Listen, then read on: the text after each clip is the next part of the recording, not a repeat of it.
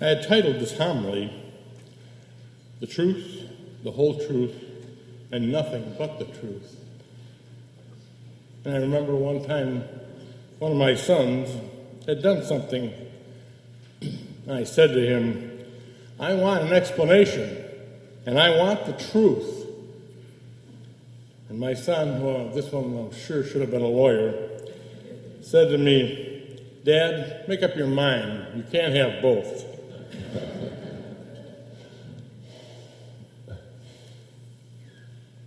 The first reading from the Holy Gospel, from the Old Testament, by Daniel, tells us of his dream, the coming of the Son of Man, who's Jesus, on a cloud, and the Ancient One, God, the everlasting Father. God gives Jesus the dominion, the glory, and the kingdom over all the people, nations, and languages. His kingdom is an everlasting dominion. So we hear in the prophecies of Jesus being king from Daniel about 200 years before Jesus was born. Now, the second reading from the book of Revelation is written about 100 years after Jesus, and it's apocalyptic literature written at the time of crisis where the Christians were being persecuted.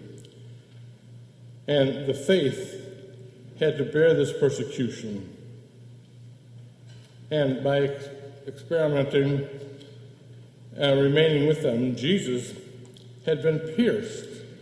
They're told this. Jesus had been pierced, buried, and risen again for our offenses. So they continued to spread the truth that Jesus brought through his life into the world. Now the gospel has Pilate with Jesus in the interrogation box trying to appease the Jewish leaders, religious leaders especially, who have handed Jesus over to get rid of him. He is causing all kinds of problems. The way they were telling them how they were supposed to be leading. And Jesus had told them, then you're just not doing it right. You're not following the commands of God. The Jews did not even enter into the Roman officials' seat, the Praetorium. They were afraid to defile themselves by entering into the enemy's quarters. Yet they wanted the Romans to get rid of this problem. They couldn't figure out any way to do it. And by making Jesus an enemy of the state, Pilate could do that.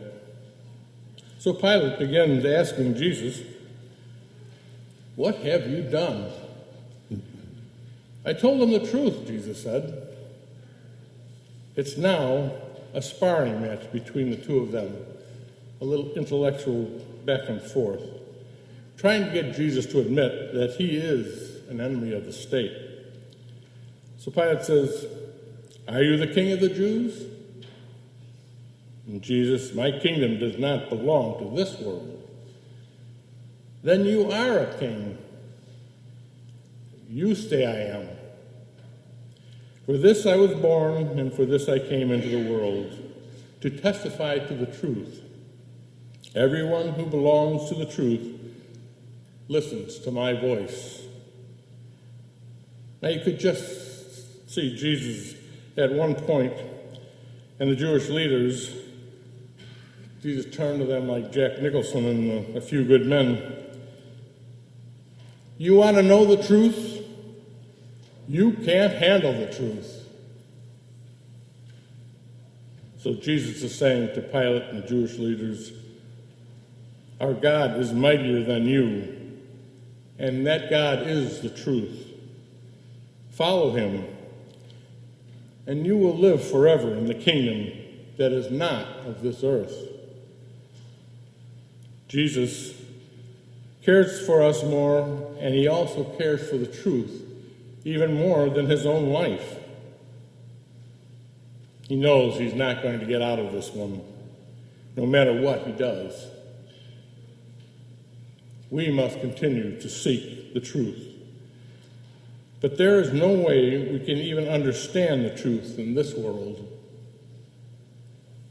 As part of the morning offering, or the morning office the other day, on Thursday, it said what we can do. Lord, you will accept the true sacrifice offered at your altar. This we will do today in every Mass that is offered to God. This is the closest we're going to come to the truth. Well, I know what you're all thinking right now. Deacon Jim, besides the Mass, what can we do to seek the truth and spread the gospel by our lives?